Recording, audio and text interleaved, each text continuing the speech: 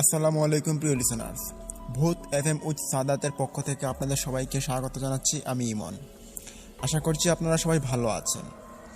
আজকে আপনাদের মাঝে একটি নতুন রূপে ফিরে আসলাম আমরা একটি ভয়ঙ্কর ভৌতিক ঘটনা নিয়ে।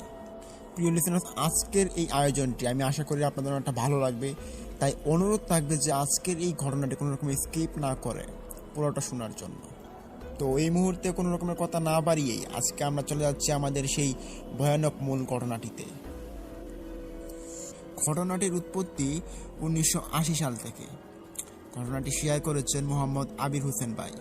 তিনি পেশায় একজন সাংবাদিক।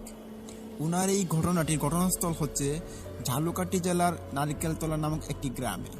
ওই নারিকেলতলা গ্রামের পাশেই ছিল একটি ছোট গ্রাম, যেটিকে মানুষ গ্রাম বলতো না, তবে এটি একটি এলাকা বিশেষ যেটাকে মানুষ বলে থাকতো যে কাউখালী গ্রাম। ওই কাউখালী গ্রামের মধ্যে একটি কচা নদী নামক একটি মোহনা রয়েছে। ওই মোহনার মধ্যে এই ঘটনাটির উৎপত্তি। এখানে বিভিন্ন সময় বিভিন্ন মানুষের সঙ্গে ভয়ঙ্কর রহস্যময় গজার মাছ এবং লোহাকাঠ গাছের গুড়ি কেন্দ্রিক ঘটনা ঘটে গিয়েছে।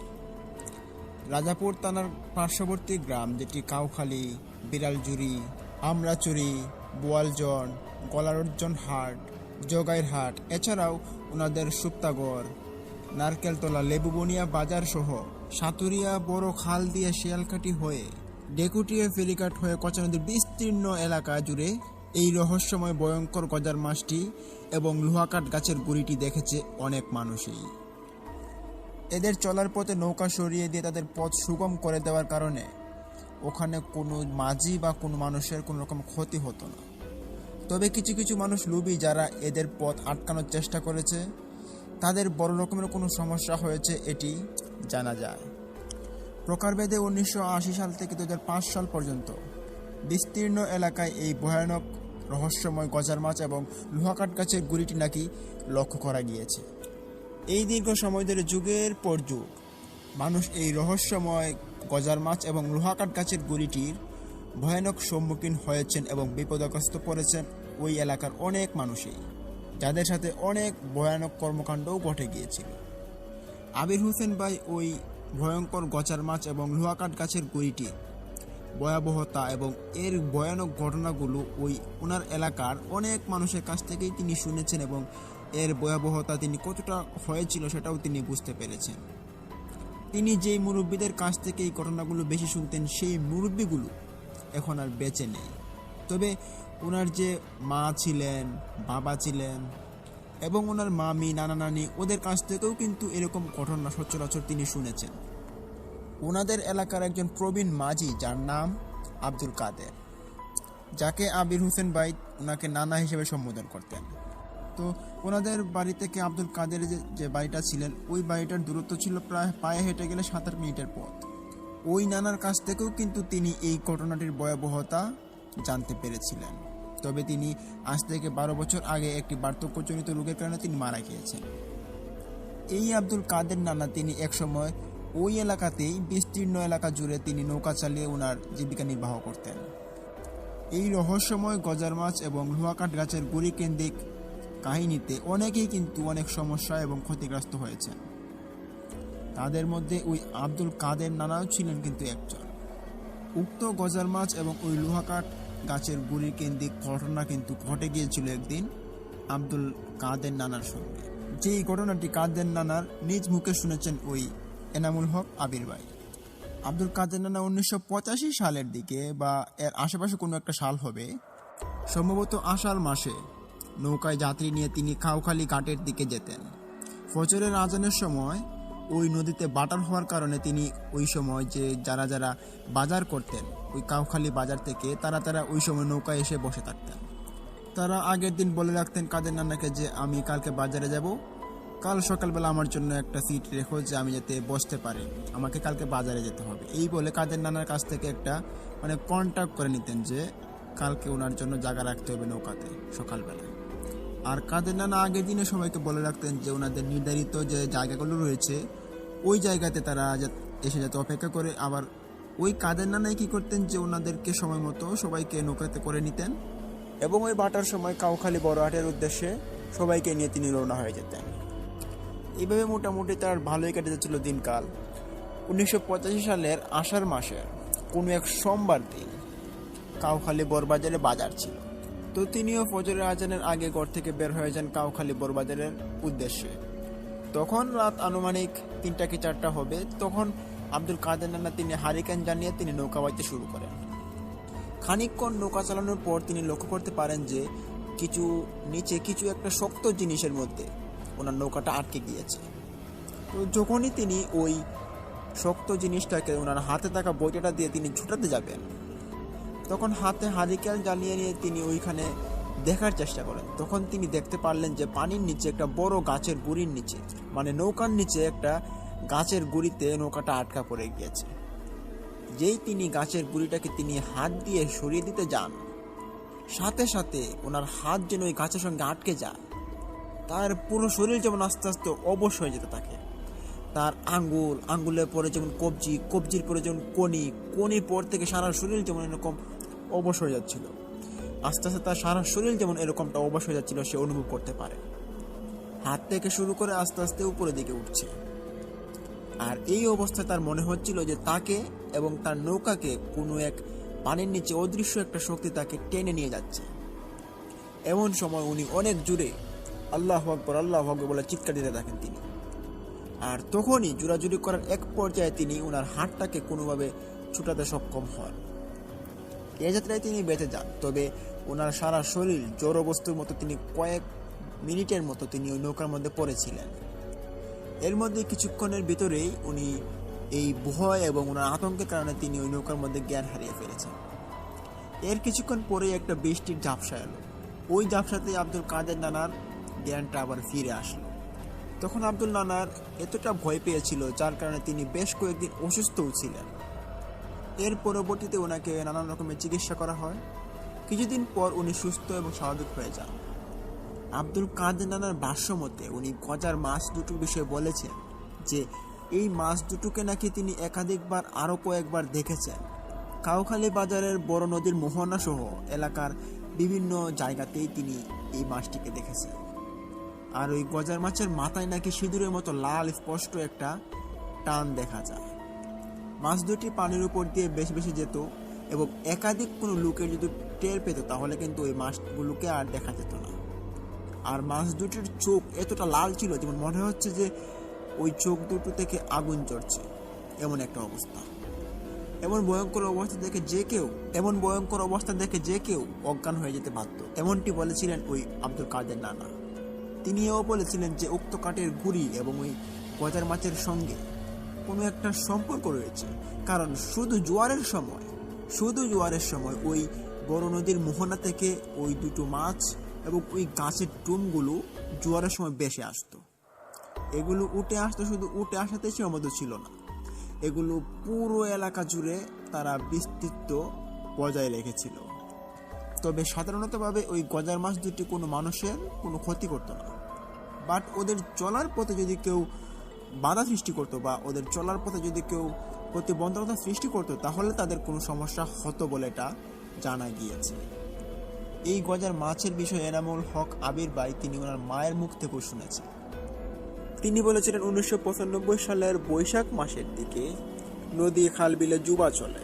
জুবা মানে হচ্ছে যে খাল বিল পুকুর এবং নানান ধরনের যে ছোট ছোট খাতগুলো ছিল, পানির উৎসগুলো ছিল, ওইগুলো একবারে পরিপূর্ণ হয়ে যেত। এটাকে স্থানীয় ভাষায় জুবা বলা হয়ে থাকে। তো এমন একটা দিনে যে ওনাদের বাড়ির সামনের খাল থেকে বড় পুকুরের মধ্যে পোনা সহ বড় দুইটি গজার মাছ নাকি ওইখানে ঢুকে পড়ে। এইটা দেখে ফেলে ওনাদের বাসায় কাজ করত পাশের গ্রামের সেলিম নামক এক ভদ্রলোক। তো ওই সেলিম হোসেনকে সবাই মামা বলেন ডাকতেন। তখন এনামুল হোসেন আবির ভাইয়ের মামা, ওনার নাম হচ্ছে নৌশেদ আলী।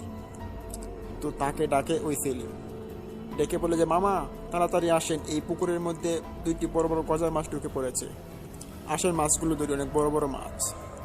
তখন এনামুল হোসেন আবিরের মামা এবং ওই সেলিম মামা তারা দুইজন এবং আরো দুইজন মিলে 4-5 জন মিলে ওই পুকুরের চারকানি দিয়ে বড় রকম একটা জাল তারা ফিট করে দেয় যাতে মাছগুলো যাতে আর বাইরে যাতে বের হতে না পারে। তখন বাটা শুরু হয়। বাটা চলে যাওয়ার পর যখন পানি কমে গেল তখন যে জাল ছিল ওই জালগুলো দিয়ে দুই পাশ দিয়ে মাছ খেওয়ানো হচ্ছিল, মাছ ধরা হচ্ছিল আর কি। তখন হঠাৎই একটি ভয়ানক এবং অদ্ভুত একটি ঘটনা ঘটে।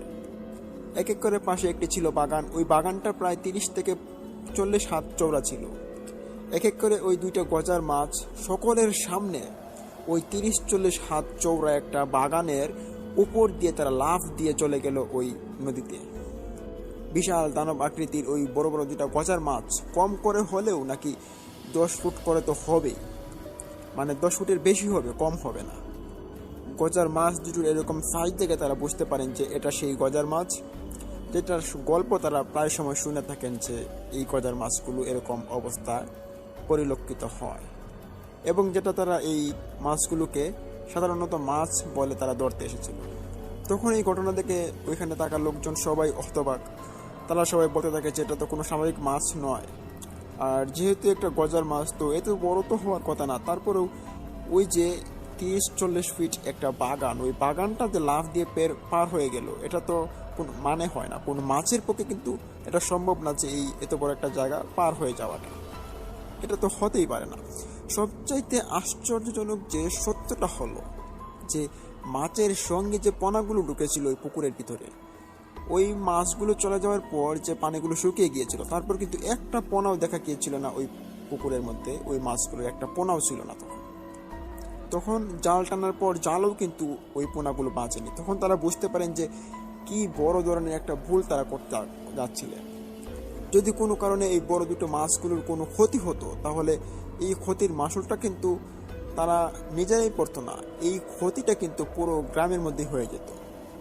পরে এলাকার যে জাফরাবাদক নামক একজন প্রখ্যাত আলেম আব্দুল হাই মৌলানার কাছে যখন এই ঘটনাটি পুরোটা খুলে বলা হয়, সবকিছু শুনে বোঝার পর তিনি বললেন যে এখন আর কোনো সমস্যা নেই, তোমরা সবাই ভয়মুক্ত। তবে যদি কোনো রকমের আঘাত বা কোনো রকম তাদেরকে ধরা হতো, তাহলে কোনো রকম বড় রকমের বিপদ কিন্তু ওই এলাকার মানুষকে ফেস করতে হতো। তো ওই হুজুর তখন মানুষকে জানান যে অনেক আগে নাকি ওই কাউখালী পুকুরের যে একটি খাল ছিল সাইডে, ওই খাল থেকে বড় রকমের দুইটি গজার মাছ এবং লোহা কাঠ গাছের গুড়ি নাকি এখানে উঠে আসতো এবং বিস্তীর্ণ এলাকা জুড়ে এগুলো চলাফেরা করত, যেটা উনি নাকি অনেকজন মানুষের কাছ থেকে শুনেছেন। এবং এই কাহিনীর সমস্যাটার জন্য ওনার কাছে অনেক মানুষই কিন্তু এসেছিলেন।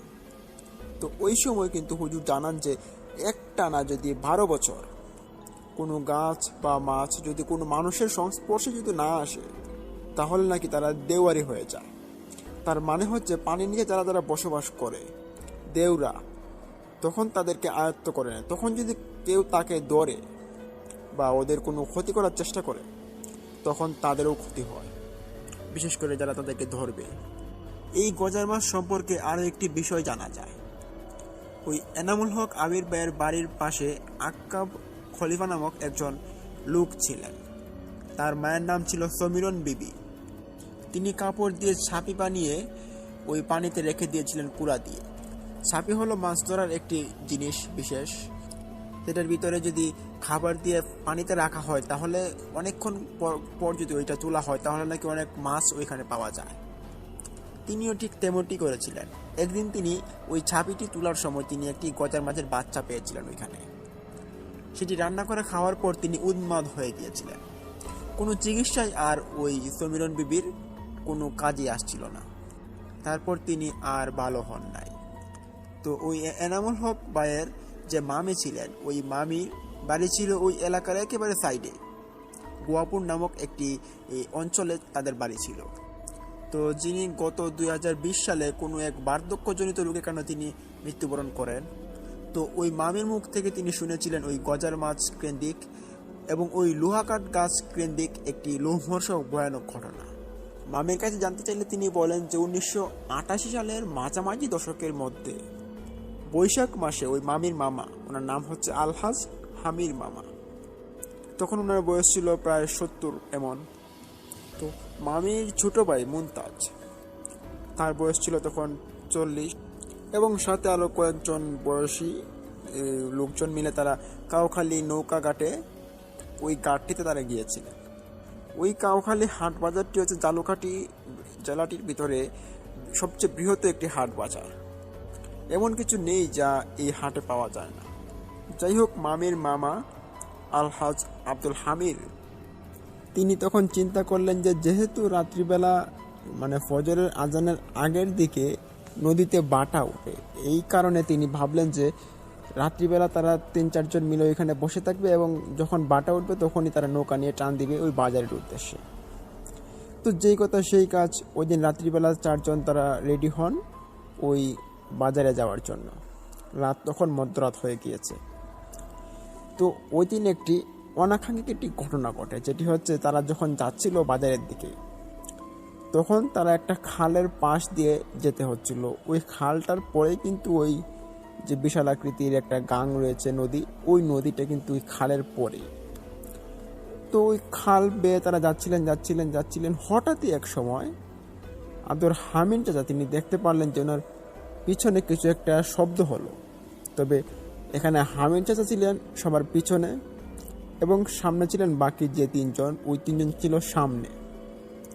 পিছনে হামিদ চাচা তাকাতে তিনি ওই আওয়াজটুকু শুনতে পান। তিনি একটু দাঁড়ালেন, দাঁড়িয়ে তিনি পিছন থেকে ঘুরে তাকানোর পরে তিনি দেখতে পান যে ওই পানির মধ্যে কেউ একজন হাবুডুবু কাচ্ছে। এটা তিনি চোখে দেখতে পারেন। দেখার পর তিনি ভাবলেন যে এটা আমি একটু নিজ চোখে দেখে নিই। তখন 4 জনের হাতে 4টা হারিকেন ছিল। ওই আব্দুল হামিদ চাচা তিনি হারিকেনটা নিয়ে পিছিয়ে চলে আসেন, যার কারণে সামনের 3 জন আর বুঝতে পারেনি যে আব্দুল হামিদ চাচা ওনাদের সাথে নেই। তখন তিনি ওই হাবুডুবু খাওয়া ওই যে মাছগুলোর সাথে আসার পরই তিনি দেখতে পান যে ওগুলো কোনো মানুষ নয়, ওগুলো 2টা মাছ। তবে মাছগুলো এত বিশাল আকৃতির মাছ যেগুলো তিনি জীবনের প্রথম দেখতে চলেছেন। এবং অবাক করা বিষয় ছিল আরও একটি গাছের টোম ছিল ওইখানে, যেটা গাছের একটা গুড়ি, ওই গুড়িটা ওই মাছগুলোর পাশে ছিল। তিনি তখন ভাবেন যে কি ব্যাপার, এত পুরনো একটা গাছের গুড়ি এবং এই বড় বড় 2টা মাছ এভাবে পানির মধ্যে লাফাচ্ছে কেন, তাদের কি হয়েছে? তখন আব্দুল হামিদ চাচা তিনি এই বিষয়টাতে তিনি একটু জ্ঞান লাভ থাকার কারণে তিনি বুঝতে পারলেন যে এটা হতে পারে কোনো অবয়ব বা কোনো পানির থাকা কোনো দেও হতে পারে, কেননা পানিতে দেও আছে এটা কিন্তু সত্যি। তিনি দেও ভেবে ওইটাকে আর ধরতে যান না। তিনি ভাবেন যে যদি সামনের 3টাকে ডাক দিই তাহলে কিন্তু ওই মাছগুলোকে তারা ধরতে চাইবে। তখন তিনি ভাবলেন যে না, তাদেরকে ডাক দিতে হবে না, আমি চলে যাই এখান থেকে। যেই না তিনি এখান থেকে উঠেন তখনই তিনি ওই পিছন দিক থেকে যে শব্দটা আসছিল ওইটা আরও বেড়ে যায়। উনি আবারও পিছন দিক থেকে তাকানোর পর যিনি দেখতে পান যে ওটা 2টা মাছের চোখ থেকে আগুন বেবে পড়ছে এবং ওই গাছের টুমের মধ্যে কেউ একজন বসে আছে। তিনি এটা দেখতে পান নিজ চোখে। দেখার পরই তিনি ওইখান থেকে এক দৌড় দিয়ে তারা 3 জনের কাছে চলে যান। গিয়ে তিনি তখন সত্যি বলে দেন যে ওখানে কিছু একটা অশরীরী বসে আছে। তখন তিনি একটা বড় রকমের ভুল করে ফেলেন, যেটা হচ্ছে উনি যখন 3 জনের কাছে গিয়ে বলে দেন তখন ওই 3 জন মিলে হাতে লাঠি নিয়ে ওইখানে চলে আসে। তারা ভাবলো যে কেউ হোক এটাকে আজকে মেরে ছাড়বো। তখন তারা যেটা করে আর কি, তারা 3-4 জন হাতে লাঠি নিয়ে, তবে ওই চাচা কিন্তু হাতে লাঠি নেননি, তারা 3 জন হাতে লাঠি নিল। তারা 3 জন ছিল একটু ইয়ং বয়সের, 30-35 বছর বয়সের ছিল। ওই 3 জন মিলে কি করলো, ওই লাঠি নিয়ে ওইখানে চলে যায়। তখন উনি দূর থেকে দাঁড়িয়ে দেখছিলেন যে আব্দুল হামিদ চাচা যখনই তারা 3 জন ওই লাঠিটা দিয়ে ওইটার উপর আঘাত করবে তখন তারা হাতের শক্তিটা হারিয়ে ফেলে, তাদের হাত আর এগোচ্ছিল না। এই দেখে আব্দুল হামিদ চাচা দৌড় দিয়ে তাদের কাছে গেলেন। গিয়ে দেখতে পান যে মাছগুলো ঠিকই নাড়াচাড়া করছে এবং তাদের হাতে হারিকেন, হাতটা শক্ত হয়ে আছে এবং যে হাত দিয়ে আঘাত করার চেষ্টা করেছিল ওই হাত কোনোভাবেই লড়ছে না। এই দেখে এখানে তারা খুব ভয়ে কান্না করা শুরু করে দিল 3 জন। এদিকে আব্দুল হামিদ চাচা তিনি পড়ে গেলেন একটা মহামুসিবতে। তিনি ভাবতে লাগেন যে এখন কি করবেন, কিন্তু কোনো উপায় না পেয়ে তিনি ভাবলেন যে তারা 3 জনকে এখন ইতিমধ্যেই বাড়িতে নিয়ে যেতে হবে। তখন তিনি ওই 3 জনকে নিয়ে বাড়িতে যাওয়ার উদ্দেশ্যে তারা রওনা দিল, কিন্তু ওইখান থেকে ফিরিয়ে আনাটা খুব কষ্ট হচ্ছিল। যেমনটা আব্দুল হামিদ চাচা যখন 3 জনকে টানছিলেন তখন ওই দিকে না আসে ওই খালের দিকে তারা যাওয়া শুরু করলো। মানে তারা তিনজনকে ওই পানি থেকে কেউ একজন অশরীরীভাবে খুব জোরে জোরে টান শুরু করে দিল। এটা তিনি আব্দুল হামিদ চাচা তিনি দেখতে পান এবং দেখার পরপরই তিনি জোরে আল্লাহু আকবার বলে তিনি তাদেরকে আবারও টান শুরু করেন। তবে এক পর্যায়ে ওই তিনজনের যে হাতের টানগুলো ছিল ওইটা একটু হালকা হয়, তখন তিনি আরো একটু জোরে টান দিয়ে ওদেরকে ওইখান থেকে নিয়ে চলে আসে। আনার পর একটা নীরব আশ্রয়ে বসেন। তারা বসার পর দেখতে পান যে ওই তিনজনের হাত সোজা হয়ে আছে, কেউ হাত নাড়াতে পারছে না, এই অবস্থা। তখন হামিদ চাচা তিনি তাদেরকে বকতে লাগলেন, বললেন যে তোমাদেরকে না করেছিলাম এখানে না যাওয়ার জন্য, আমারই ভুল হয়েছে, আমি যদি তোমাদেরকে না বলতাম আজকে তোমাদের এই দিনটা দেখতে হতো না। তখন আর কি করার, তখন তাদেরকে নিয়ে বাড়িতে যেতে হবে। তবে এই দিনটা ছিল তাদের জন্য একটু অন্যরকম, কেননা এখানে যে দুইজনকে তারা নিয়ে এসেছিল তাদের ব্যবসা ছিল, যে ব্যবসায়ের কাঁচামালগুলো তারা ওই বড় বাজার থেকে তারা নিয়ে আসতেন। তো ওই বাজারে আর যাওয়া হবে না, আর তাদের ব্যবসাটাও হবে না, এই বলে তারা ক্ষান্ত দেন যে এখানে আজকে আর ব্যবসা করতে হবে না।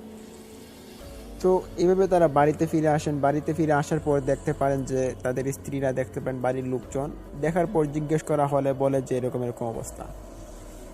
তখন ডাক্তারের কাছে নিয়ে যাওয়া হয়। পরদিন কিন্তু ফলপ্রসূ কোনো লাভ হয়নি। তাদের যে হাত, ওই হাতগুলো একবারে অবশ হয়ে গিয়েছে।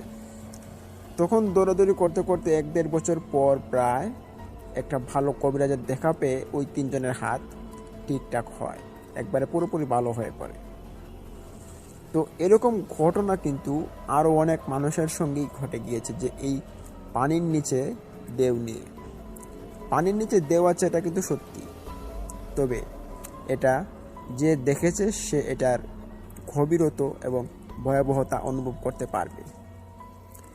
প্রিয় লিসেনার্স, এই ছিল আমাদের প্রথম ঘটনা। এখন আমরা চলে যাচ্ছি আমাদের দ্বিতীয় ঘটনা, ব্ল্যাক ম্যাজিকের ঘটনা, যেটি একটি ভয়াবহ কালো জাদুর রূপ নিতে চলেছে। প্রিয় লিসেনার্স, ইতিমধ্যেই একটি কথা আপনাদের মাঝেও বলতে চাইব যে প্রথম ঘটনাটি কেমন লেগেছে। যদি ভালো লেগে থাকে তাহলে ভিডিওতে লাইক দিন, কমেন্ট করুন এবং শেয়ার করে বন্ধুবান্ধবদের মাঝে আজকের এই নতুন এপিসোডটি সবার কাছে শেয়ার করে জানিয়ে দিন। এবং অবশ্যই আমাদের সেই ইউটিউব চ্যানেলটিকে সাবস্ক্রাইব করুন, পাশে থাকা বেল আইকনটি অন করে রাখুন, যাতে আমরা ভিডিওগুলো আপলোড করার সাথে সাথে আপনারা নোটিফিকেশন পেয়ে যান। তো এই মুহূর্তে আর দেরি না করে আমরা যাচ্ছি আজকের দ্বিতীয় ঘটনাটিতে। আজকের যে দ্বিতীয় ঘটনাটি, সেই ঘটনাটি খুব ইন্টারেস্টিংভাবে আপনাদের মাঝে উপস্থাপন করার চেষ্টা করছি এবং এই ঘটনাটি একটা ইন্টারেস্টিংয়ের রূপ নিতে চলেছে, যার কারণ হচ্ছে এটি একটি কালো জাদুর ঘটনা। এই ঘটনাটি ঘটে যায় ময়মনসিংহ জেলার একটি গ্রামে, যে গ্রামের নাম মোহনাপুর। ওই মোহনাপুর গ্রামের মধ্যে শোনা যেত আগে অনেক মানুষের কালো জাদুর ঘটনা, এবং এখানে অনেক ব্ল্যাক ম্যাজিকের ঘটনা দিয়ে মানুষ অত্যাচারিত এবং নিপীড়িত অনেকভাবে কিন্তু মানুষের সাথে অন্যায় অত্যাচার করা হতো। হ্যাঁ, এটি হচ্ছে আজকের এপিসোড। প্রিয় লিসেনার্স, এই যে কালো জাদুর ঘটনা, আপনারা যারা এই বিষয়ে জানেন বা বুঝেন তারাই কিন্তু এর ভয়াবহতা এবং গভীরতা টের পাবেন। ঘটনাটির সময়কাল আজ থেকে অনেক দিন আগের ঘটনা, এটি প্রায় 2008 সালের ঘটনা। উক্ত ঘটনাটি শেয়ার করেছেন অমিত ভাই। ওনার ভাষ্যমতে এই ঘটনাটি ঘটে যায় ওনার এলাকার এক প্রতিবেশীর সাথে, যে প্রতিবেশীর বাড়িতে ওনারা কয়েকদিন পরপরই বেড়াতে যেত। বিশেষ করে যখন বড়ইয়ের সিজন আসতো তখন বড়ই খাওয়ার জন্য ওই বাড়িতে মানুষ প্রচুর ভিড় করতো। এই বাড়িতে 4-5টা বড়ইয়ের গাছ ছিল, যেগুলোর মধ্যে খুব মিষ্টি মিষ্টি বড়ই হতো। কেউ কেউ কিনে অথবা কেউ ওনাকে বলে বড়ই পেরে নিয়ে আসতো। তখনকারই সময়টা ওনার 2টা মেয়ে ছিল এবং অনেক সম্পত্তি ছিল, যার কারণে ওনার যে মেয়েগুলো ছিল ওইগুলোকে বিয়ে করার জন্য অনেক খান থেকেই পাত্ররা আসতো, সম্বন্ধ আসতো, তবে তারা রিজেক্ট করে দিত, কেননা বর পছন্দ হয় না, এটা হয় না, ওটা হয় না, মিলে না, যোগ্যতা হয় না, এরকম আর কি। তখন এমনই অবস্থা চলতে থাকে ওনার বড় মেয়ের সাথে। ওনার বড় মেয়ে প্রায় তখন অনেক বড় হয়ে গিয়েছিল, তার বয়স প্রায় 17 বছর কি 18 বছর হয়ে গিয়েছে। এমতো অবস্থায় ওই গ্রামের শেষ কিনারায় একটা বাড়ি ছিল। ওই বাড়িটার মধ্যে একটা সম্ভ্রান্ত পরিবারের একজন লোক ছিলেন। ওনার একটাই ছেলে ছিলেন, তবে ছেলেটা বেশি ভালো ছিল না, উল্টাপাল্টা নেশাপানি করতো। ওই ছেলেটাই বিয়ের জন্য আর কি ওই বাড়িতে আসেন। তবে এখানে আমি একটা কথা আপনাদের মাঝে বলতে চাচ্ছি যে যার সঙ্গে ঘটনাটি ঘটে গিয়েছে ওনার নামটা আমি আপনাদের কাছে বলতে পারছি না, তার জন্য আন্তরিকভাবে দুঃখিত। এর কারণ হচ্ছে যার সাথে ঘটনাটি ঘটে গিয়েছে তিনি ওনার নাম বলতে নিষেধ করেছেন, যেহেতু নামটা বললে ওনার নামটা ছোট হয়ে যাবে, তার কারণে নামটা আমি বলছি না। তো যাই হোক, ওই যে বিয়ের কথাটা আসছিল তখন ওই বিয়ের সম্বন্ধ ওই ছেলের বাবা নিয়ে আসে ওই বাড়িতে। তখন সময়টা ছিল বৈশাখ মাস। ওই বৈশাখ মাসে তখন ওই দুইটা মেয়ের বাবা কাজ শেষ করে তিনি বাড়িতে আসেন প্রায় দুপুরবেলা। ওই দুপুরবেলা খাওয়ার জন্য যখন বাড়িতে আসার পরেই তিনি দেখতে পান বাড়িতে 4-5 জন মেহমান। কি ব্যাপার, মেহমান কেন বাড়িতে? তখন ওনার স্ত্রী বললেন যে ওনারা সম্বন্ধ নিয়ে এসেছেন আমাদের প্রিয়ার ব্যাপারে। তখন বলেন যে সম্বন্ধ নিয়ে এসেছে, ভালো কথা, বাড়ি কোথায় ওদের, আমি তো দেখিনি এখনো। তখন তিনি ঘরে ঢুকেই দেখতে পারেন যে ওনার এলাকার শেষ কিনারের হাফিজউদ্দিন নামক একজন ব্যক্তি। দেখতে পেরে সালাম দিল। সালামের উত্তর দেওয়ার পর জিজ্ঞেস করা হলো যে আপনি এখানে কেন? তখন উত্তরে তিনি বললেন যে আপনার মেয়ের জন্য একটা সম্বন্ধ নিয়ে আসছি, মানে আমার ছেলের জন্য। তখন ওই লোকের এমন একটা মাথা অবস্থা ছিল যে উনি এখন কাজ করে এসেছে, ওনার মাথা ঠিক নেই এমনি, আর তাছাড়া তিনি এখন মেয়েকে বিয়ে দিবেন না, এটা হচ্ছে ওনার আসল কথা। তখন তিনি বাজেভাবে রিয়েক্ট করেন। তিনি বলেন যে যাও তো এখান থেকে, বললাম কোনো বিয়ে দেওয়া হবে না। একটু সম্পদ দেখলেই মানুষের যেমন জ্বলে ওঠে, মেয়েকে বিয়ে করানোর জন্য এখান থেকে সম্বন্ধ, এসব আর ভালো লাগে না। এই বলে তিনি অনেক খারাপ ব্যবহার করেন ওই লোকটার সঙ্গে। তখন ওই লোকটা, ওই সম্বন্ধ নিয়ে আসা লোকটা, তার স্ত্রী, তার ছেলে, এই যে খারাপ ব্যবহারটা তারা শুনতে পায়, এবং শুনতে পারার পর তারা মাথা নিচু করে ওইখান থেকে চলে যায়। তখন চলে যাওয়ার সময় ওই লোকটার বউটা বলেছিল, মানে মহিলাটা বলেছিল যে আপনি কিন্তু এই কাজটা একদম ঠিক করেননি, আমাদের মতো মানুষকে এভাবে বকাঝকা করে, এবং আপনার এই মাসুলটা দিতেই হবে। তখন এই বলে তারা 3 জন চলে যায়। তখন মেয়ের বাবা মেয়েকে বলছিল যে দেখ, তোদের এখনো বিয়ের বয়স ভালো করে হয়নি, আর তাছাড়া মানুষ যেভাবে আসছে সে মনে হচ্ছে যে তোদেরকে বিয়ে দিয়ে দিতেই হবে, তো ভালো পাত্র আমি খুঁজি, যদি পাই তাহলে বিয়ে দেব, তাছাড়া বিয়ে দেব না। তখন এই বলে তিনি খাওয়া দাওয়ার পর তিনি গেলেন ধান খেতে। ধান খেত কাজ করছেন, এমত অবস্থায় ওই বৈশাখ মাসটা শেষ হয়ে যায়। যখন তিনি ওই ধান খেতের যে ধানগুলো ছিল, খের ছিল, ওইগুলো সব যখন সংশোধন এবং সুরক্ষায় নিয়ে চলে যাওয়া হয়, তখন আর কোনো কাজ নেই, তখন উনি ফ্রি।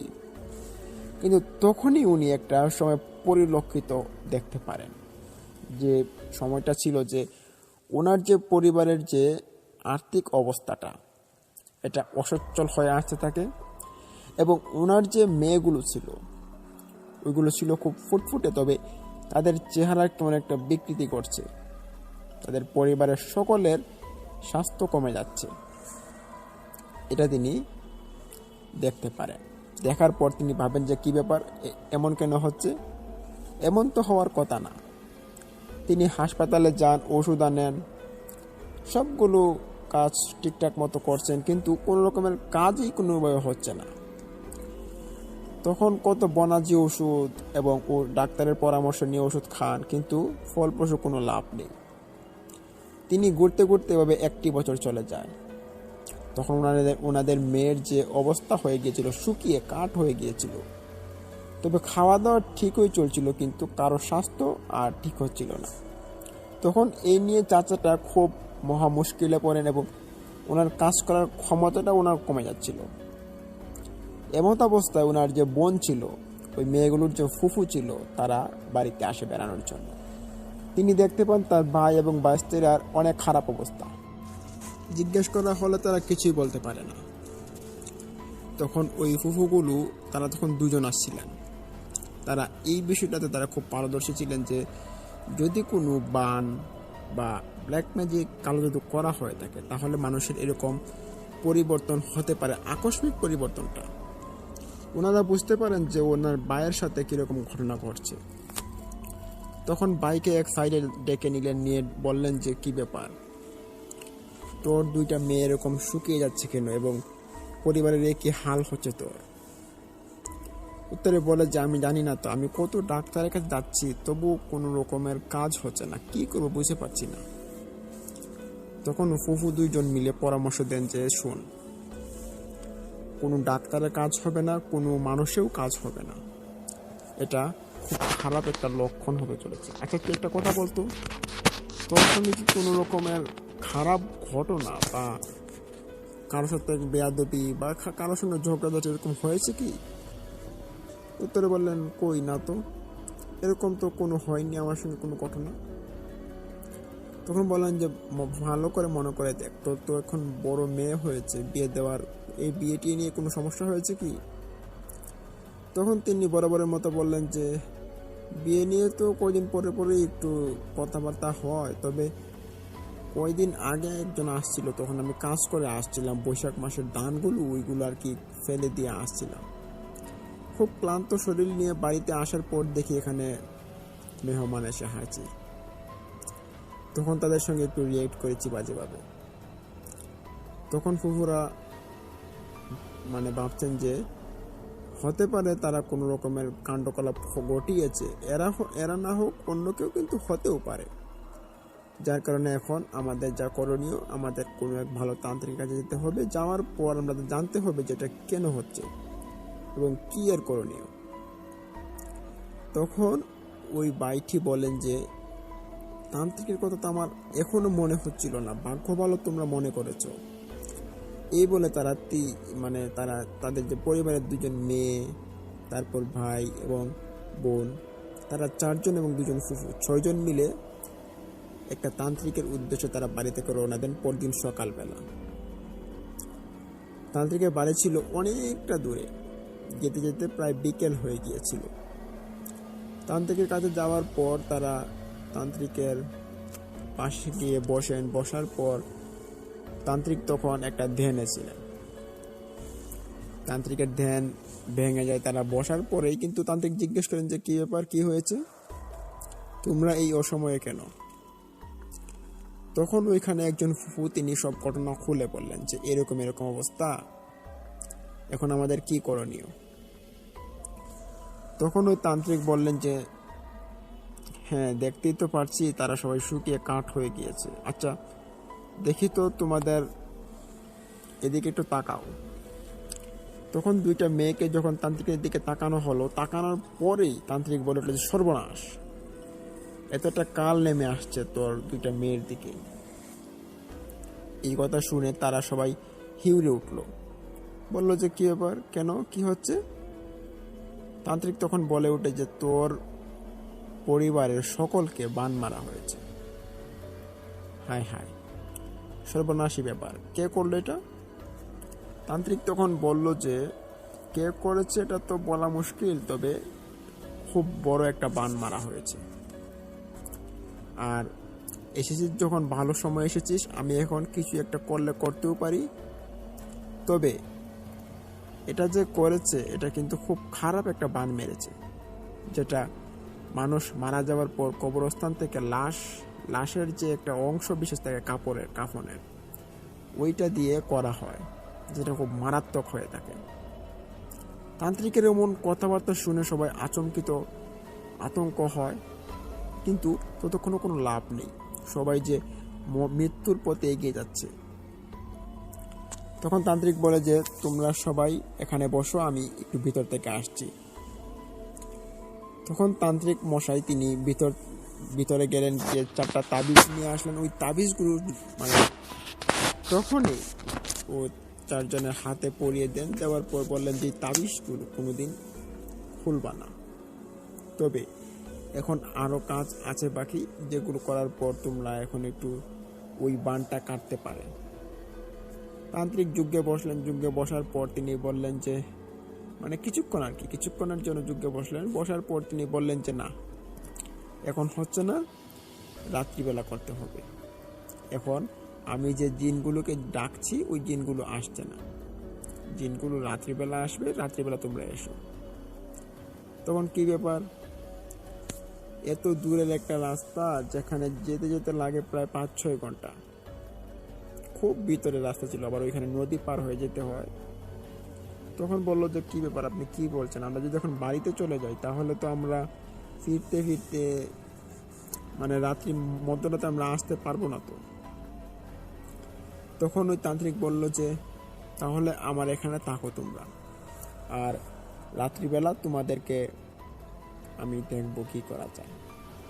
এই বলে তাদেরকে রাখানোর পর ওই তান্ত্রিক তার ঘরে যজ্ঞে বসে, এবং তারা বাইরে একটা গেস্টের রুম ছিল, ওই রুমের মধ্যে তারা বসে থাকে।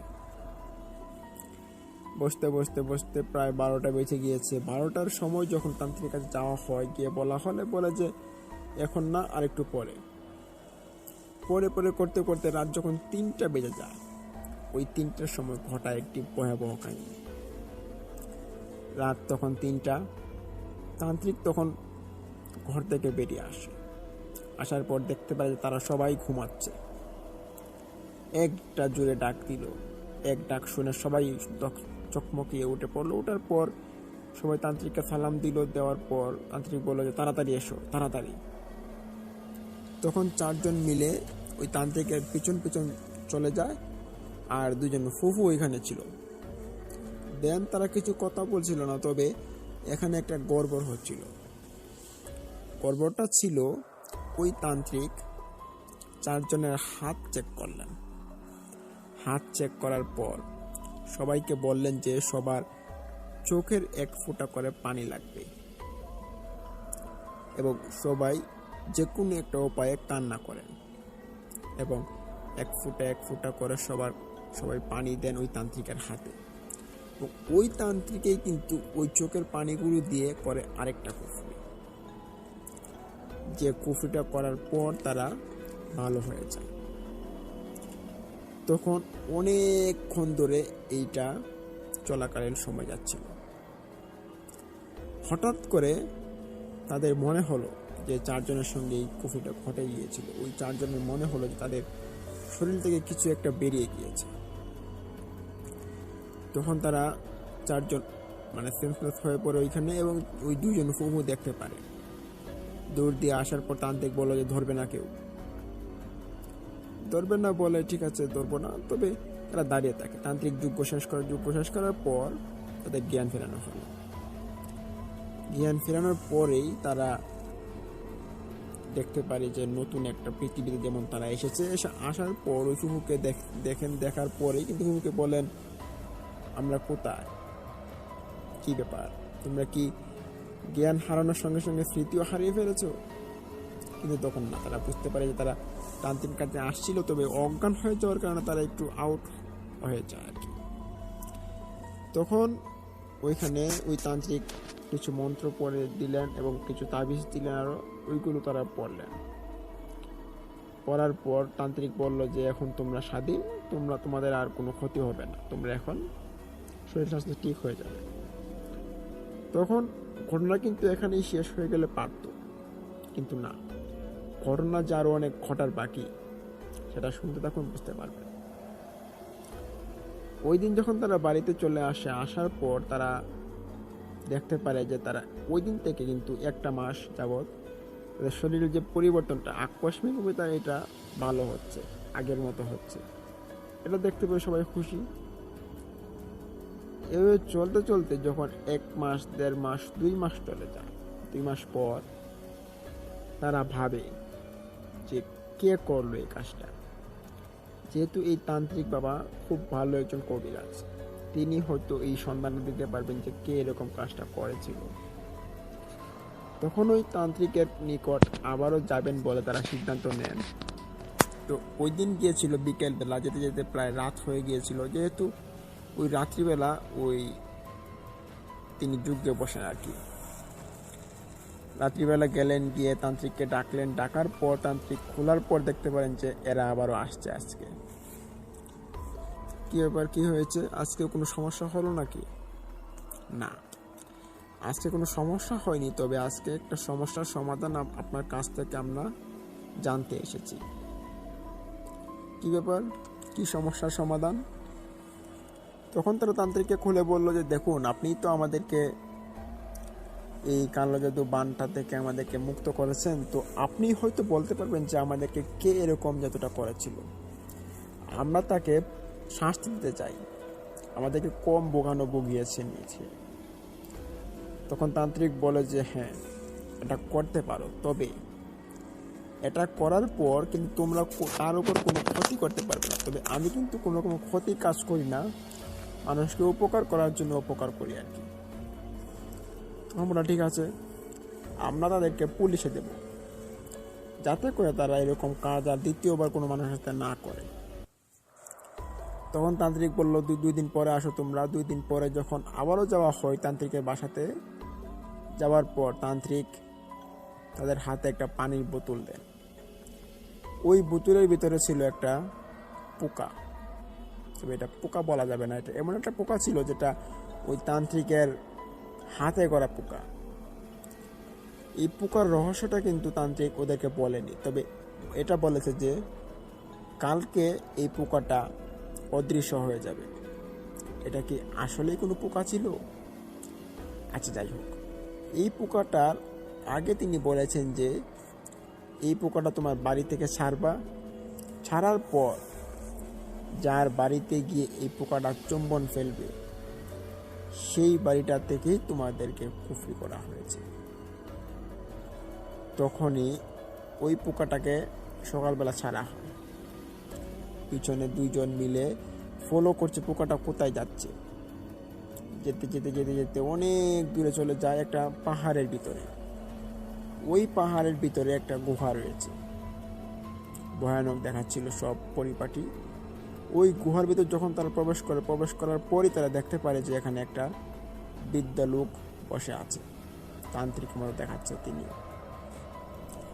গিয়া সালাম দেওয়ার পর তিনি জিজ্ঞেস করলেন যে কি ব্যাপার, কোনো কাজ করতে হবে? তখন তারা বললেন যে না, কোনো কাজ করতে হবে না, তবে আপনি তো আমাদের খুব সর্বনাশ একটা করে ফেলেছেন। বলুন, 1, 1.5, 2 মাস আগে কেউ কি আপনার কাছে এসেছিল এরকম একটা বান মারার বিষয়ে? তখন প্রথমত ওই কবিরাজটি বলে না, সে চেপে যায় কথা। সে বলে না না, কে আসবে আমার কাছে, কেউ আসেনি। তখন ওই কবিরাজের মুখ থেকে কথা বের করার জন্য তারা একটু অন্য রকমের একটা সিস্টেম উপলব্ধি করে, যেটা হচ্ছে তারা ওই পুলিশের বই দেখায় এবং তাদের হাতে করে একটা কাগজ নিয়ে গিয়েছিল, এবং ওই কাগজটার মধ্যে তারা একটা বানিয়ে একটা চিঠি বলেছিল। এটা শোনার পরই তান্ত্রিকটি ভয় পেয়ে সে সব ঘটনা খুলে বলে দেয়। সে বলল যে পাশের গ্রামের এক যুবক এবং তার বাবা মাকে নিয়ে আসছিল এবং বলেছিল যে অমুক জায়গার এদেরকে ধ্বংস করতে হবে। তখন আমি তাদেরকে বলি যে একটা লাশ, যে লাশটা গত বছর পূর্ণিমার রাতে মারা গিয়েছে, এবং এই পূর্ণিমার রাতে ওই লাশটার শরীর থেকে একটা কাপড়ের 1 টুকরা কাপড় নিয়ে আসতে হবে এবং এটা দিয়ে আমি কুফরি করব। তখন তারাও 1 টুকরা কাপড় নিয়ে আসলো এবং আমি কুফরি করি। এই কুফরির প্রভাবে মানুষ 3 মাসের বেশি বাঁচতে পারে না, মানুষ মারা যায়। তখন তারা 4 জনের উপরে কুফরি করতে বলেছিল আমাকে। তখন আর তাদের বুঝতে বাকি রইল না যে তারা এই 4 জনের উপরে কুফরিটা করেছিল। তখন তান্ত্রিক মাফ চাইলো, বললো যে আমাকে মাফ করে দাও, আমার ভুল হয়ে গিয়েছে। তখন তারা বললো যে আপনাকে না হয় মাফ করবো, তবে যারা এই কাজটি করেছে তাদেরকে আপনি ধরিয়ে দিন। তখন তাদের ঠিকানা বলে দেওয়া হয়, তাদেরকে গিয়ে ধরার পর তাদেরকে পুলিশে দেওয়া হয় একটা ভিত্তিহীন একটা অভিযোগের কারণে, এবং এটা সত্যতা প্রমাণিত হয়ে তারা আসামি হিসেবে সাব্যস্ত হন। এবং এভাবেই এই ঘটনাটির সূত্রপাতটি শেষ হয় এবং তারা সুখে শান্তিতে আবার জীবনটাকে গড়ে ওঠেন। এই ছিল আজকের দ্বিতীয় ঘটনা। এখন আমরা চলে যাব আমাদের সেই ভয়ানক তৃতীয় ঘটনাটিতে, যেটা আপনাদের অনেকটা ভালো লাগবে। আমি শুরু করছি। আসসালামু আলাইকুম প্রিয় লিসেনার্স। এই মুহূর্তে আমি আপনাদের মাঝে যে ঘটনাটি শেয়ার করতে যাচ্ছি, সেই ঘটনাটি পাঠিয়েছেন আমাদের একজন লিসেনার্স। ওনার নাম মোহাম্মদ জাহাঙ্গীর। ওনার বাড়ি চাঁদপুর জেলায়। উনি চমৎকার একটি ঘটনা আমাদেরকে পাঠিয়েছেন, যেটি একটি দিঘি কেন্দ্রিক ঘটনা। তো ইনি বর্তমানে সৌদি প্রবাসী। উনি সৌদি আরব থেকে আমাদেরকে ঘটনাটি পাঠিয়েছেন। উনি আমাদের ভূত FM এর অনেক বড় একজন শ্রোতা। আজকের ঘটনাটির স্থান চাঁদপুর জেলার বিষ্ণুপুর ইউনিয়নের ধনপদি গ্রাম। আর এই ঘটনাটি তিনি শুনেছেন ওনার নানার মুখ থেকে। তো এই ঘটনাটি যে ঘটেছিল, এটি ওনার নানার দাদা যে ছিল, এটি বহু আগের ঘটনা। তো উনি সময়টা যে উল্লেখ করেছেন, এটা প্রায় 1850 থেকে 1860-এর মাঝামাঝি একটা সময় হবে। তার মানে এটি অনেক আগের একটি ঘটনা। আর বর্তমানে ওনার নানার যে বাড়িটা ছিল, ওই বাড়িটা এখন যে আছে, ওই বাড়িটা আগে একসময় হিন্দু বাড়িদের মানে হিন্দু মানুষরা ওইখানে বসবাস করত। আর ওনার নানার যে বাড়ি, ওই বাড়ির নাম হচ্ছে প্রদানিয়া বাড়ি। তবে প্রদানিয়া বাড়ির নামটা হলেও সবাই রামরা বলে ওই বাড়িটাকে চেনে থাকে, এক নামে সবাই চিনে থাকে। আর ওই রামরা বাড়িটির পাশে একটি দিঘি আছে। ওই দিঘির যে 3 পাশে ওই বাড়িটি অবস্থিত। তার মানে হচ্ছে দিঘির যে দক্ষিণ, পশ্চিম এবং পূর্ব, ওই দিকটি দিয়ে ওই বাড়িটি এখানে রয়েছে। এরই মধ্যে বাড়ির যে উত্তর পাশটা ছিল, ওই উত্তর পাশে ছিল একটি রাস্তা। ওই রাস্তা দিয়ে মানুষ, ওই গ্রামের সকল মানুষই শহরে আসা যাওয়া করে থাকতো। তো এই দিঘি কেন্দ্রিক এই বাড়িটির নাম রাখা হয়েছে। তো চাঁদপুরে যে মানুষজন আসা যাওয়া করতো, তারা সবাই এই দিঘিকে এক নামে চিনত, রামরা দিঘি বলে।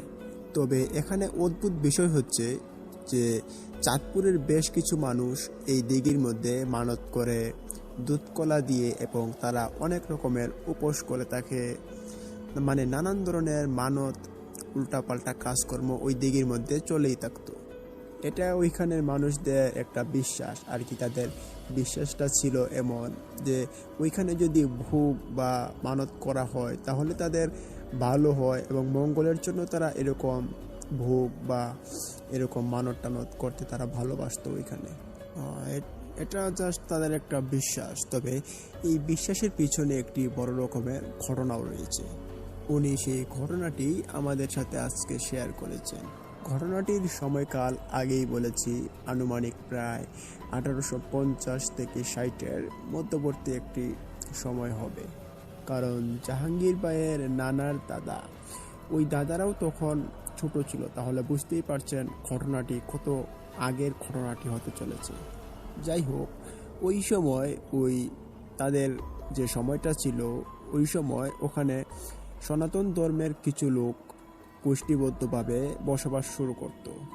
আর এখন যে রামরা দিঘিটি রয়েছে, এই জায়গাটা আগে ছিল একটি আবাদি এবং একটি ফসলি জমি। জমির পাশেই ছিল একটি হিন্দু বাড়ি এবং বেশ কিছু দূরে দূরে কয়েকটি হিন্দু বাড়ি ছিল ওইখানে। ওই প্রথম বাড়ির যে একটি হিন্দু বাড়ি ছিল, ওই হিন্দু বাড়ির যে একটি প্রধান কর্তা ছিল, ওনার নাম ছিল রামচন্দ্র। রামচন্দ্র অত্যন্ত দরিদ্র একজন মানুষ ছিলেন। তিনি অন্যের জমিতে হাল চাষ করতেন। ওনার বাড়িতে 2টা গরু ছিল। ওই 2টা গরু দিয়েই কিন্তু উনি মানুষের হাল চাষ করতেন, মানুষের ক্ষেত খামারে কাজ করতেন। তবে দেখা গেল যে মানুষের ক্ষেত খামারে হাল চাষ করানোর পর তারা তাকে একটা ছোট্ট একটি অংশ দিত, এবং ওই অংশটা সে ফলিয়ে সে তার নিজের যে বাড়ির যে রোজগারটা এবং যে খাবার দাবারটা সে ওইটা চালিয়ে নিতে পারত। আর রামচন্দ্রের নামেই কিন্তু এই দিঘির নামকরণটি করা হয়েছিল। যাই হোক, তখনকার সময়ে ওই যে সনাতন ধর্মের যে লোকগুলো ছিল, তারা ওই জায়গাতে চাষাবাদ করত। এখন যে জায়গাটা পুকুর হয়ে আছে, ওই পুকুরটাতেই তারা চাষাবাদ করে তাদের ফসল ফলাতো এবং নানান ধরনের কাজকর্ম এখানে করে থাকতো। এমনকি আশেপাশে যে চাষাবাদের জমিগুলো ছিল তারা ওইগুলোতেও চাষবাস করত। তবে তাদের এখানে একটা মেজর একটা প্রবলেম ছিল, সেটি হচ্ছে তাদের পানির একটা ভয়াবহ সমস্যা ছিল। মানে তাদের ওই যে গ্রামটিকে তারা সনাতন ধর্মের লোকেরা একটা ছোট কলোনির মতো তৈরি করেছিল। তবে তারা এখানে গোষ্ঠীবর্গ হয়েই থাকতো। তখন তাদের আশেপাশে কোনো বিশুদ্ধ পানি খাবারের মতো বা গোসল করার মতো এরকম কোনো পানি ওইখানে ব্যবস্থা ছিল না। অনেক দূরে যেতে হতো। বিশেষ করে ওই সনাতন ধর্মের লোকদের যে স্ত্রীরা ছিল, মেয়েরা ছিল, তাদের খুব কষ্ট করতে হতো ওই পানির বিষয়টা নিয়ে। কারণ রান্না করার জন্য পানি, গোসল করার জন্য পানি, তাদের কাপড় চোপড় ধোয়ার জন্য পানি, খাবারের জন্য পানি, তো সব কিছুর জন্যই এই নারীদেরকে অনেক দূরে যেতে হতো এবং ওই দূর থেকে পানিগুলো বোঝাই করে নিয়ে আসতে হতো, যেটা ছিল একটি অবর্ণনীয় দুর্ভোগের মতো। তখন এই কারণে এখানে যারা যারা মানুষ ছিলেন তারা চিন্তা করলেন যে এখানে তারা একটি পুকুর খনন করি। পুকুর খনন করার জন্য তারা সম্মিলিতভাবে একটি জমি নির্দেশনা করলো। সবাই একত্রিত হয়ে একটি জমি বাছাই করেন এবং ওই জমিটি বাছাই করার পর তারা সিদ্ধান্ত নিলেন যে এখানে তারা একটি পুকুর খনন করবেন। আর যেহেতু তারা বাইরে থেকে কোনো শ্রমিক আনতে পারবেন না, তার জন্য তারা নিজেরাই ওইখানে পুকুর খনন করার কাজে লেগে পড়েন। আস্তে আস্তে করে তারা নিজেদের শ্রম দিয়ে ওই পুকুরটা খননের কাজ শুরু করে দিলেন। এভাবে বেশ কয়েক সপ্তাহ পুকুরে কাজ করার পর এক পর্যায়ে যখন পুকুরটি তৈরি হয়ে গেল, তবে পুকুরটি তৈরি হওয়ার পরেই কিন্তু এখানে একটি সমস্যা দেখা দিচ্ছিল। তো সমস্যাটি হচ্ছে ওই যে পুকুরের যে পানি, ওই পানিটা বেশি দিন থাকতো না। কিছুদিন পর পরই পানি শুকিয়ে যেত ওই পুকুরের ভিতর থেকে। আর ওই পুকুরটিতে পানি যখন হতো তখন এই যে একটা বাচ্চা বা একটি 12-13 বছর বয়সী একটা বাচ্চার যে কমন সমান যে পানিটুকু হবে, ততটুকু পানি ওই পুকুরটিতে হতো। তবে এত কম পানির মধ্যে একটি বড় মানুষের কিন্তু ভালোভাবে গোসল করা হয় না বা তিনি ডুব দিতে পারেন না। এইরকম একটি সমস্যা ওইখানে দেখা দিল। তবে আশপাশে যে পুকুরগুলো ছিল ওই পুকুরগুলোতে কিন্তু এতটুকু পানিতেই পানি পুকুরের কানায় কানায় বরীভূত এবং অনেকটা সচ্ছল। তবে এখানের পানিটা খুব কম এবং মানুষের জন্য অনুপযোগী একটি পানি হিসেবে এটা দাঁড়িয়েছে। এই সমস্যাটা এখানে কেন হচ্ছে? তখন সবাই এখানে চিন্তা করলেন যে হতে পারে যে এই পুকুরের পানির লেয়ার কম, পুকুরটা গভীরতা কম থাকার কারণে এখানে পানি কম উঠছে, এরকম কিছু একটা হতে পারে। হ্যাঁ, হতে পারে, কিন্তু আসলেই কি তাই? না, আসলে কিন্তু তা ছিল না। সেটি জানা গেল কয়েকদিন পর জানা গেল আসল বিষয়টি কি ছিল। তখন এক রাতে রামচন্দ্র তিনি স্বপ্নটি দেখেন তিনি ওনার সামনে আবছা কিছু ছায়ার মতো কোনো একজন মানুষ ওনাকে এসে বলছে যে, রামচন্দ্র, এই পুকুরের পানির সমাধান যদি চাস তাহলে তোর যে 2টা হালের গরু আছে, ওই 2টা গরুকে রাত্রিবেলা ওই পুকুর ঘাটে নিয়ে বেঁধে দিয়ে আসবি, তাহলে ওই পুকুরের পানি আর শুকাবে না। তারপর যখন রাত পোহালো, সকাল হলো, তখন রামচন্দ্রের ওই স্বপ্নটা ভুলে যায়। তখন ঠিক দ্বিতীয় দিন ওই স্বপ্নটা তিনি আবারও দেখেন। ওনাকে কেউ একজন এসে বলছিলেন যে তার গরু দুটিকে পুকুর ঘাটে নিয়ে বেঁধে দিয়ে আসার জন্য। কিন্তু সেদিন তার স্বপ্নে একটি কাজ করে। সে ওই যে আবছা ছায়ার মতো আসছিল ওইটাকে সে মানা করে দিল।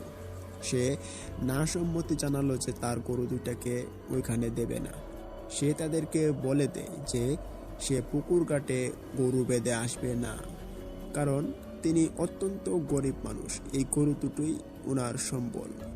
এই গরু দুটি দিয়ে অন্যের জমিতে হাল চাষ করে তারপর ওনার সংসার চালান। তো তিনি ভাবছেন যে এই গরু দুটাকে যদি তিনি ওই পুকুর ঘাটে বেঁধে দিয়ে আসে, এখন কথা হচ্ছে যদি গরু দুটার ক্ষতি হয়ে যায় তাহলে ওনার সংসার চলবে কিভাবে?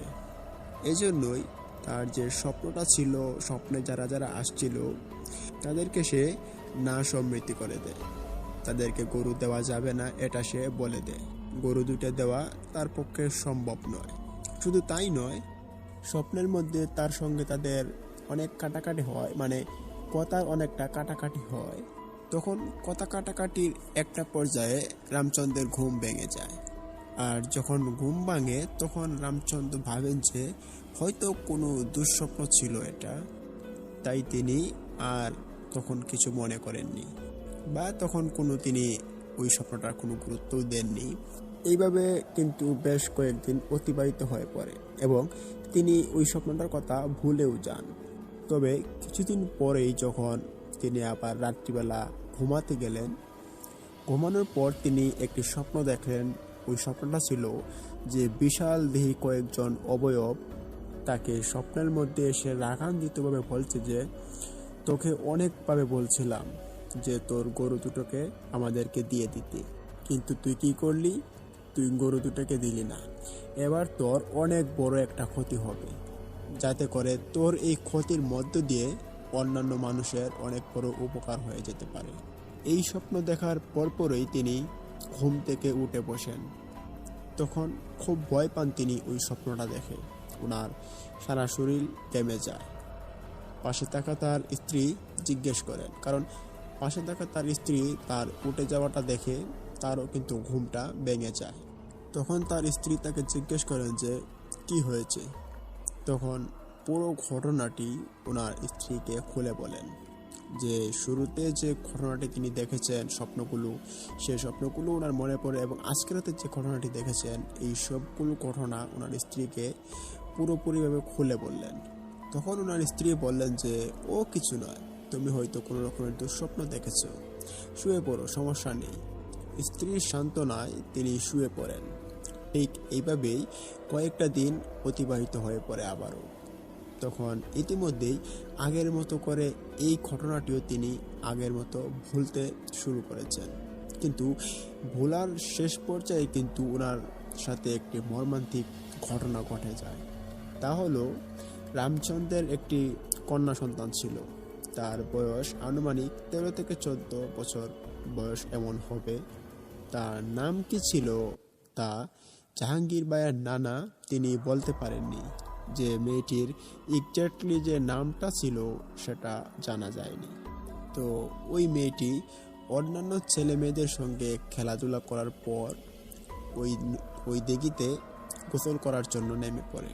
শুরুতেই বলেছি যে পুকুরে কিন্তু মানুষ ডুবে যাওয়ার মতো কোনো এত বেশি পানি ছিল না। একটি 12-13 বছর বয়সী ছেলে বা মেয়ের তার কোমর সমান পানি এরকম পানি ছিল। সুতরাং ওইখানে তো কোনো বাচ্চা ডুবে যাওয়ার কোনো প্রশ্নই আসে না। ওই পানিতে তারা ডুব দিত এবং ডুব দিয়ে প্রতিদিন ওইখানে গোসল করত এবং অন্যান্য মানুষ কিন্তু তাদের মতো একই কাজ করত। কেউ কেউ তাদের ঘর থেকে কিছু বিশেষ একটা পাত্র বা কিছু একটা ব্যবহারের সাহায্যে তারা পানি দিয়ে গোসল করত। যেহেতু পানির মধ্যে নামার পর পানিটা একদম ময়লা হয়ে যায়, গোলা হয়ে যায়, সেই কারণেই অনেকে এই কাজটি করত। কারণ পুকুরে তো এত বেশি পানি নেই, কি করবে? যাই হোক, সবার সঙ্গে যখন ওই দিন রামচন্দ্রের মেয়ে গোসল করার জন্য পুকুরে নামে এবং পানিতে নেমে অন্য বাচ্চাদের সঙ্গে খেলাধুলা করছিল, এরই মধ্যে রামচন্দ্রের মেয়ে নাকি ডুব দেয় পানির মধ্যে। বেশ কয়েকটা বাচ্চা ওইখানে রামচন্দ্রের মেয়েকে পানিতে ডুব দিতে দেখেছে, কিন্তু কয়েক মিনিট পার হয়ে যায়, কিন্তু রামচন্দ্রের মেয়ে যে সেই ডুব দিয়েছে কখন, সে আর পানি থেকে উঠে আসছে না। এদিকে বাচ্চা কাচ্চারা বলছে যে কি ব্যাপার, ও কোথায় গেল? এত অল্প পানিতে সে কোথায় গেল? তখন ওই বাচ্চারাই তাকে খোঁজাখুঁজির জন্য পানিতে খোঁজাখুঁজি শুরু করে দিল, কিন্তু পরিশেষে রামচন্দ্রের মেয়েকে কোথাও খুঁজে পাওয়া যাচ্ছে না। ছেলে মেয়েরা চিৎকার চেঁচামেচি শুরু করে যে এই মেয়েকে পাওয়া যাচ্ছে না। তখন ছোট ছোট বাচ্চাদের এরকম চিৎকার চেঁচামেচি শোনার পর বাড়িতে যে অন্যান্য বড় বড় সদস্যরা ছিল তারা সবাই বেরিয়ে চলে আসে।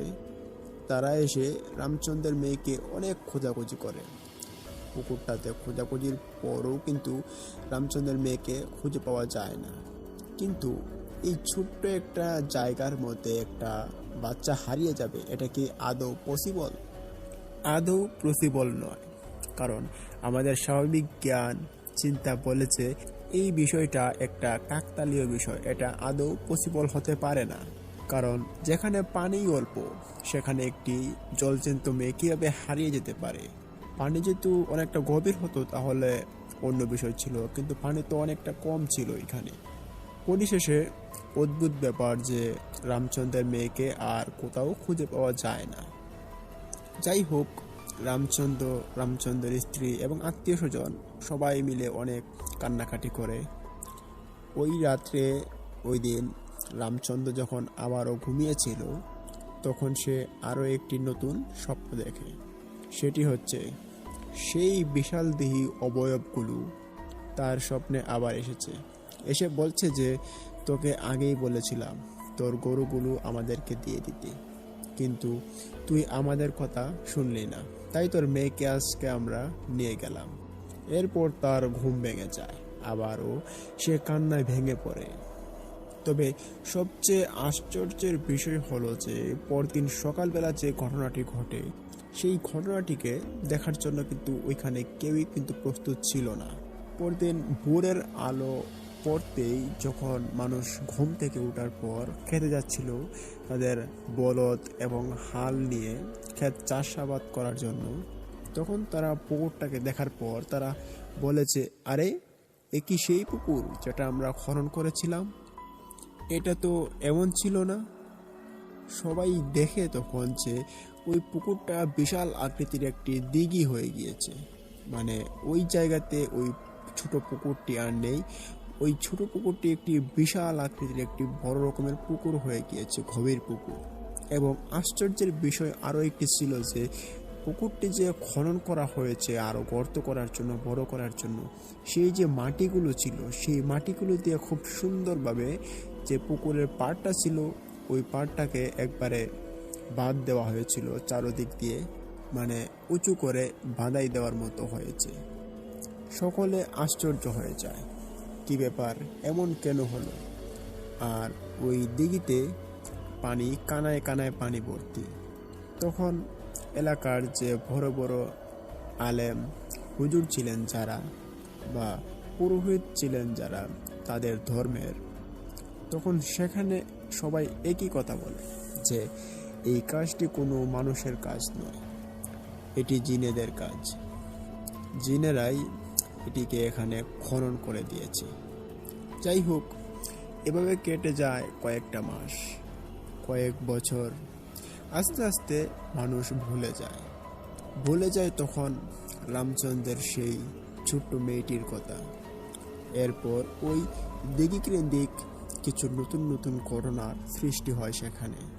তা হলো রাতের বেলা যখন মানুষ খুব দূর দূরান্ত থেকে মানুষ বাড়িতে ফিরে, তখন দিঘির পাশ দিয়ে যেহেতু একটি উত্তর পাশ দিয়ে যাতায়াতের পথ ছিল, এখন যেটা রয়েছে তখনও তেমনই ছিল, তবে এখন একটু উন্নত হয়েছে। তখন ছোটোখাটো একটা রাস্তা ছিল। তখন মানুষজন দিঘির উত্তর পাশ দিয়ে যাওয়ার সময়, যাতায়াত করার সময় তারা দেখতে পেত যে দিঘির ঠিক মাঝখানে একটি নৌকার মতো, তবে না, নৌকা না এটা, তার উপরে একটি লাল শাড়ি পরা বধূ আকৃতির মতো বধূ একটি মেয়ে এর উপরে বসে আছে। সবাই দেখতো এবং ভাবতো যে এটি হতে পারে রামচন্দ্রের সেই মেয়েটি, যে মেয়েটি পানিতে ডুবে মারা গিয়েছিল। এটি দেখে সবাই কম বেশি ভয় পেত ওখানে যাতায়াত করার সময়। তখনকার ওইখানের মানুষ মানে যত দ্রুত ওই পথ দিয়ে হাঁটাহাঁটি করে চলে যাওয়া যায় সেরকম যাওয়া হাঁটাহাঁটি করতো। তবে ওই জায়গাটিতে মানুষ খুব কম দাঁড়াতো। অনেক মানুষই কিন্তু এখানে ভয় পেত, তবে কোনো রকমের মানুষের কোনো ক্ষতি বা কোনো বিপদ আপদ ওইখানে হয়নি। তারপর থেকে যে ওই বাড়িতে যখন কোনো হিন্দু মানুষের বিয়ে বাড়ি বা কোনো অনুষ্ঠান হতো তখন দিঘির গাটলায় উঠে আসতো স্বর্ণের থালা, প্লেট এবং বিভিন্ন বড় বড় আসবাবপত্র, যেগুলো দিয়ে এই একটি বড় রকমের অনুষ্ঠান বা কিছু সম্পন্ন করা যায়। প্রিয় লিসেনার্স, এইখানে যে ঘটনাটা আমি বলছি বা আমাকে যেটা বলা হয়েছে, এই ঘটনাটি আমি এবং আমাদের যে টিম মেম্বাররা রয়েছে তারা ওইখানে গিয়েছিলাম হবিগঞ্জে রতনপুর জমিদার বাড়িতে। ওই জমিদার বাড়িতে যে পুকুরটা আছে ওই পুকুরটাতেও কিন্তু থাল বাটি উঠে আসার যে কাহিনীটা ওইটা কিন্তু এখানে চলমান আছে। তো এখানেও কিন্তু একই রকম একটি ঘটনা আছে। তো যাই হোক, এই ঘটনাটা আমি এতটুকু পড়ছি না, আমি স্কিপ করে যাচ্ছি, কেননা এই ঘটনাটি এতটুকু আপনারা জানেন। কারণ অনেক প্রান্তেই অনেক দিঘিতেই কিন্তু বাংলাদেশের দেখা যেত যে অনেক রকমের ছোট ছোট দিঘি যেগুলো কোনো এক কারণবশত গায়েবীভাবে উঠেছিল এবং ওইগুলোর মধ্যে হাঁড়ি পাতিল উঠতো এবং অনেক কিছুই কিন্তু দেখা যেত এরকম ছোট ছোট পুকুরগুলোতে। তবে আমি ঠিক তার পরের অংশটিতে আসছি। ওই দিঘিতে খুবই ভয়ঙ্কর একটি ঘটনা, যে ঘটনাটি মানুষের আজ পর্যন্ত মুখে মুখে রয়েছে। রামচন্দ্রের মেয়ের ঘটনা তো রয়েছেই, কিন্তু আরও একটি ঘটনা যেটি খুবই দুঃখজনক এবং সকলের সামনেই কিন্তু দিনের বেলা ওইখানে ঘটেছিল, এবং যার সঙ্গে ঘটনাটি ঘটেছিল তার নাম হচ্ছে হিরণ। সে মাছ ধরার কাজ করত। ওই হিরণ কিন্তু ওই এলাকাতে জেলে হিসেবে পরিচিত ছিল। তখন ওই ঘটনার বহুদিন পরে যখন মানুষ ওই দিঘিতে মাছ চাষ করত, তখন কিছু মানুষ ওই দিঘিতে মাছ ছাড়ার কাজ করত, মাছ ছাড়তো বাইরে থেকে কিনে এনে। এভাবে তারা দিঘিটাকে একটু চাষাবাদ করত। তবে আমি আগেই বলেছিলাম যে এই দিঘিটাতে কোনো মানুষের কোনো রকমের ক্ষতি হতো না। মানুষ হয়তো বা রাত্রিবেলা দিনের বেলা কিছু একটা দেখতে পেত, তবে কারো কোনো রকমের ক্ষতি হতো না। যার কারণেই জেলেরা এবং কিছু মানুষ মিলে ওই দিঘিতে মাছ ছাড়তো, মাছ চাষাবাদ করতো ওইখানে। আর যখন ওই মাছগুলো অনেকটা বড় হতো, পরিমাণ মতো বড় হয়ে গেলে মাছগুলোকে পুকুর থেকে তুলে নিয়ে বাজারে নিয়ে তারা বিক্রি করত। তো এমনই একটি ঘটনা, যেটি মাছ তোলার সময় হয়ে যায়, তখন বেশ কিছু জেলে যে চতুর্দিকে যে বেড় দিয়ে একটি জাল ফালা হয়, ঠিক তেমন জাল গ্রামে আপনারা থাকলে চিনতে পারবেন, সে জালটি ওই পুকুরে টান দেওয়া হয়। তখন জালগুলোকে ঠিকঠাক মতো ছড়িয়ে দেওয়ার জন্য ওই মাঝখানে একটি নৌকা ছিল। ওই নৌকাতে দুইজন মানুষ ছিল। তার মধ্যে ওই নৌকাতে একজন ছিল হিরণ জেলে। তারপর এক পর্যায়ে যখন ওই দিঘিতে মাছ ধরার জন্য জাল ফেলা হয়, তখন ওই হিরণ জেলে ছিল ওই দিঘিটির ঠিক মাঝখানে